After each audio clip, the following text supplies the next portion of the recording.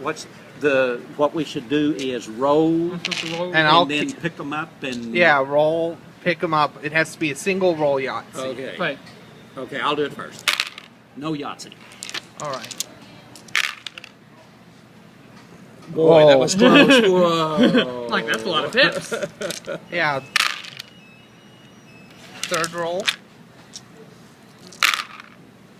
4. Well, Hey, you're I'd be scoring well. yeah, you would.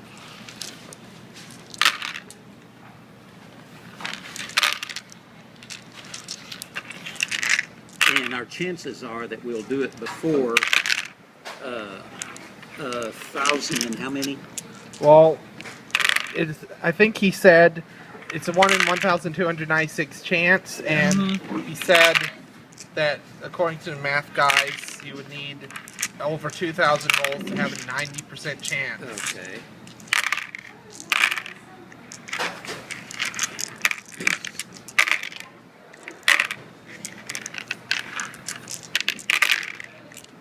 So our incentive is to get it so that we can stop rolling dice. Exactly. Hey. So this is just a statistical experiment. It I'm gonna is eat a few fries empirical evidence. And you'll be on the internet.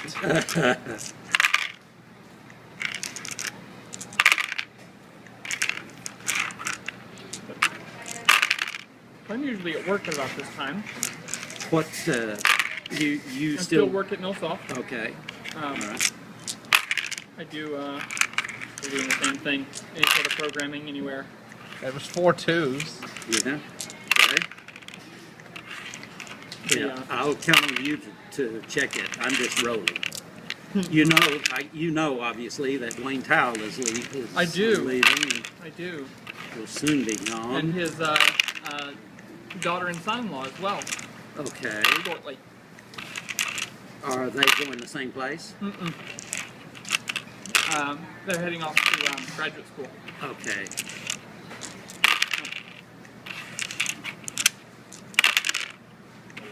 Let's see.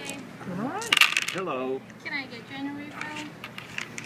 I'm fine, thank you. Have a great day. Thank you very much. Oops, I have some sort of connection with the son-in-law. Let's see, what is, oh yes, he is a Hurley. Ah, yes. And so his parents, we went to church with them, they were in our care group. We were quite close to, well, it's his grandparents actually, Yeah. his grandparents.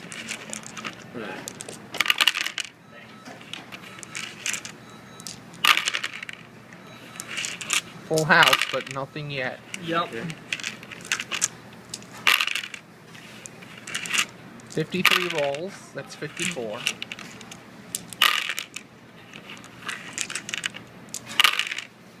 See, the statistician in me feels like this is says, okay, I know how many rolls it'll take on average to get it. Yeah. Problem solved. Right. I'm like, That's right. But the gambler in you wants to see it. Yeah. I see, I got more statistician than gambler. Yeah. That's because he understands statistics. Yeah, but we have to He's see not it on gonna buy a lottery camera. The computer scientist in me is simply satisfied with, I believe there exists a solution to this problem. Oh, I thought for sure you were going to say the computer scientist in me wants to write a program. But then, unfortunately, you have only a pseudo-random number generator. Unless you visit random.org. Yeah, I was going to say, there's some real random generators you can get. You can even get a pretty good random generator using thermal variance off your CPU. And you have access to that? There are ways to get access to it. Okay. Basically, your CPU will make tiny little mistakes that it corrects, depending on what the temperature around there is. If you I'm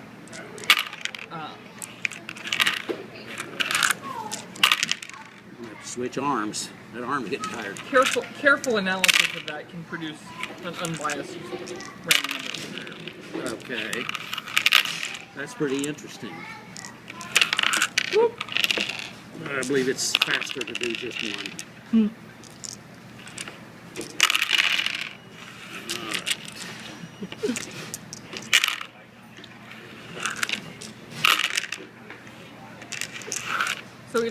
1,000 people do this, there's a 90% chance that one person will get it on the first roll.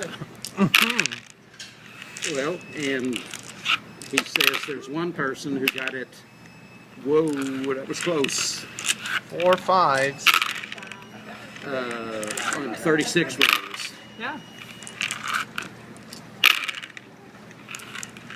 So I was telling him, you never had to take Math 120 from me, but my Math 120 students, when we do probability, we talk about the lottery.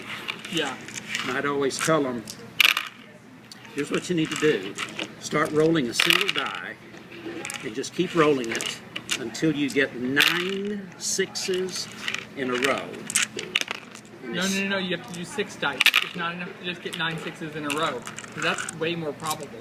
Because then you have a rolling chance. Yep. I'm not following what you're saying. You do one die, and you keep picking it up and rolling it until you get 9 6s. 4 1s and a 6. The chances of getting 9 6s in a row in an arbitrary linked sequence is higher than if you require that the 6s be, if you cut that sequence into sequences of 6 and require that the 6s be consecutive within a sequence.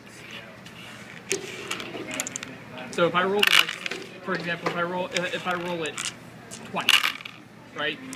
If I roll 6 dice twice, and I'm looking for 6 6s, the chances of there being 6 6s in that set, or that one of the 2 rolls of 6 is all 6s, is lower than the chance that there exists a subsequence somewhere in the 12 of 6 in a row. Okay, that may be true, but it turns out They're both very, very low. what I was after was the fact that the end of the story is once you roll with this one die, once you roll 9 6s in a row, then you will buy you a lottery ticket because you're on a hot streak. Gambler's fallacy, what's that? Well, and then I'd say the point is you won't ever buy a lottery ticket. That's exactly right. And that's the goal. Yep. I grew up hearing the lottery is a tax on people who are bad at math. Oh yeah, yeah. It's a tax on innumerate people, or perhaps just stupid people. Yeah. Actually, there was the Numberphile guy says that for just a few pounds, you get that excitement and that anticipation of what you'll do if you beat the odds. So Yeah. according to him, it's worth it. Well, and I can understand. I could, if I really wanted to, take me, say, $50 Yeah. and go to Las Vegas Right. and have me a great time, Absolutely. as long as I have the discipline to, when my $50 is gone, I quit Right. and go home. Exactly. Yeah. I don't object to games of chance in general. Yeah. In fact, I play games of chance all the time. I don't usually play it for money, but Magic the Gathering has a lot of chance in it, it has a little chance in it. but you shuffle a lot every day. You do, but when I look at the records of the best players compared to even the second best players, the chances of the records are so regular. If Kai Boog is in your draft spot, he's going to win. He's going to win. And yes, I realize that technically there exists the chance that he could just not draw any cards that do damage. But statistically, the way the game of Magic plays, skill is the dominating factor over probability in highly skilled games. Which is good game design. Which is why people invest so much money in it. So, are you talking about games like poker? Well, even poker, Even poker, Where has- observation skills give you an advantage? it's the all best poker players regularly win. Yes. There is clearly a strong, solid element of skill. But Yes. You can detect the correlations.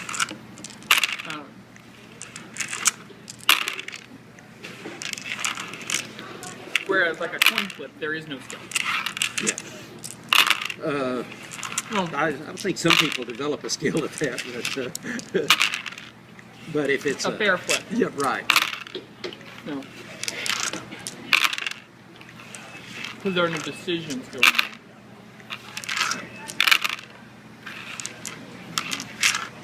So what kind of things you working on now? Right now I'm working on a pretty interesting project. I'm working on analytics.